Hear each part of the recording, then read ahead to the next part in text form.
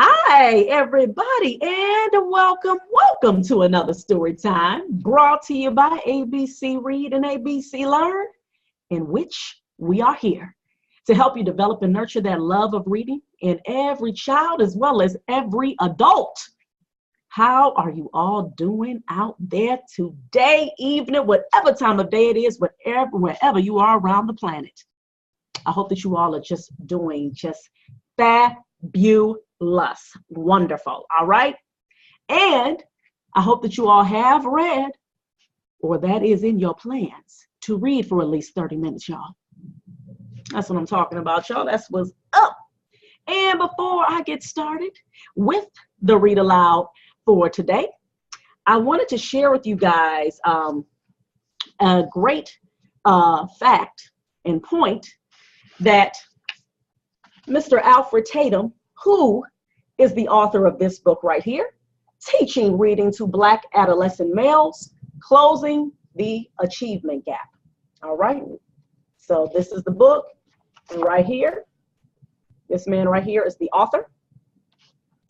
And one of the things he talked about, which was interesting, and obviously with this book, as we see with the title, the whole point of this book, he is trying to get Black males to want to read and to do lots of it. All right. He's trying to figure out ways to be able to do that. And this is what he has mapped out on his journey in trying to, figure that out by him being a Black male himself, and he talks about, and I'm just in the beginning part of the book, but he talks about how he grew up, in the inner city amongst turmoil and degradation and all that, and he had to fight against all that so that he could be successful.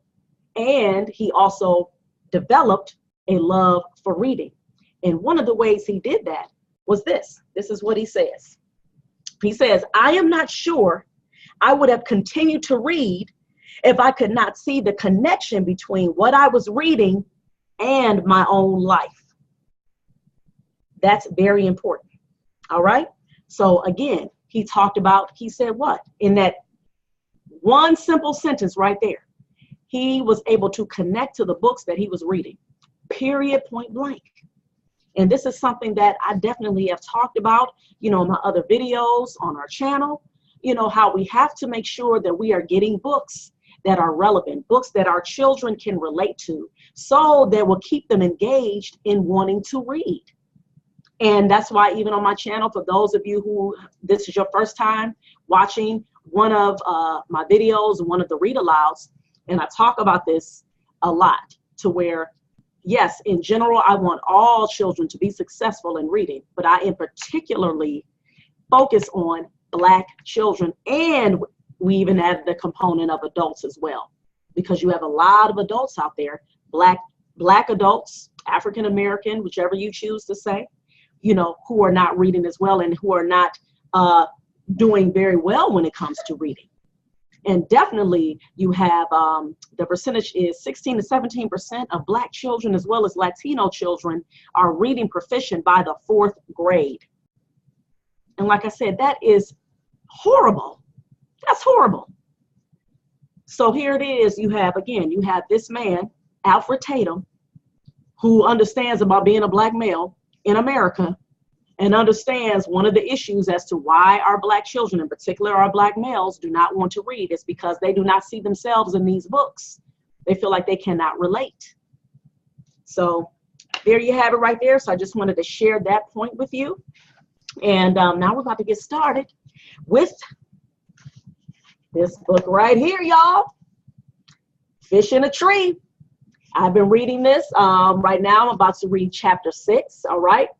And again, like I said, for those of you who have not listened to the other chapters, please, I really hope that you go ahead and do that so you can understand what's going on in the story. I think so far, again, I really appreciate Miss Linda Mullally Hunt for writing this book, because it speaks to a lot of the different things that I talk about in terms of our children not wanting to read and, their struggles with reading. And this book is talking about right here, the main character, Allie Nickerson. She has a reading disability. All right. And, so we got to know her. We're getting to know her mom as well as her brother. All right. And even just the support that she has from her family. But even still, they still do not know that she's struggling with reading. She has been keeping that a secret. Okay. So I'm about to start chapter 6, and this is called Triple-Sided Coin. Travis opens the door of the pawn shop in town and waves me in ahead of him. The bell on the door announces our arrival as it hits the glass. The dusty smell of the place triggers a bunch of memories. Good times, together times, when Dad and Grandpa would take Travis and me out looking for coins. Numbers and money are something Travis and I can do well, so we took to it fast. Grandpa loved the dustiest stores best because they were the ones that would have uncracked rolls of coins in the backs of their safes. When the store owners would trade the old rolls for new bills, we'd open them at home to see what was inside. Sometimes we'd find a buffalo nickel, a mercury dime, or an Indian head penny. It was a little bit of Christmas. Being here makes me ache to go back in time. The man behind the counter doesn't say hello. He rolls a toothpick back and forth in his mouth with his tongue. In one way, it is completely impressive. And in another, the grossest thing I've ever seen. Travis rests his fingertips on the glass counter, looking down into the case filled with coins. You need something? The man doesn't talk the way Mom says you're supposed to talk to customers. I want to buy some coins, Travis says. Oh, yeah? Yeah. Travis brushes his chin with his knuckle, something he does when he is nervous. The guy reaches up and takes the toothpick out of his mouth. He uses it to point at Travis. Do you have any money, or are you all talk? Travis does what Dad said never to do. He shows him his money, and not money like a regular person, a roll of money wrapped in an elastic band. The guy's eyes widen. Then he asks, looking for something special? I want Liberty coins. You got any? He takes out several coins. One is a mercury dime with a head that looks like it has wings for ears. I remember those, I say, like the one Daddy has in his wallet. Travis turns them over in his hand. Nice. You have anything more unusual? The guy's eyebrows jump. He reaches into a drawer. This is unusual, but it'll cost you big. I don't mind paying for something special. Okay then, he says. This one is special. He puts a penny on the counter. Travis picks it up and his eyebrows bunch up. This is smaller than other pennies. The guy nods. It is a rare find. Travis glances at me, and then he turns toward the guy. How much? Well, the guy says, if you know anything about coins, you know that a coin with a flaw in it is far more valuable than a regular coin. Something isn't right with it, and it's worth more? Like I said, Travis says, how much? The guy tilts his head to the side. Well, normally I'd ask for 80, but I'll charge you, say, 75. Travis smiles. Even I remember how Dad used to tell us never to smile when you get a number. Never. Even if it's the best number in the world. And here he is smiling like he won the lottery. I try to look serious enough for the both of us. Well, that's really generous of you. $75 for a penny that's been dipped in nitric acid. The guy's smile falls off of his face. I bet the police will be interested in a little bit of fraud. Now listen, Travis interrupts. Look, I wasn't born yesterday. Stop messing with me. Travis points at a coin in the case that has a walking woman wrapped in a sheet with the sun's rays behind her. It is beautiful. That 1933 Walk-In Liberty $50. How much for that one? Well, that one is in really fine condition. In fact, just tell me how much. Travis says, leaning in, palms on the glass. 45, 36, and you throw in the mercury dime for my little sister. I look up quick. For me? Then I do the math.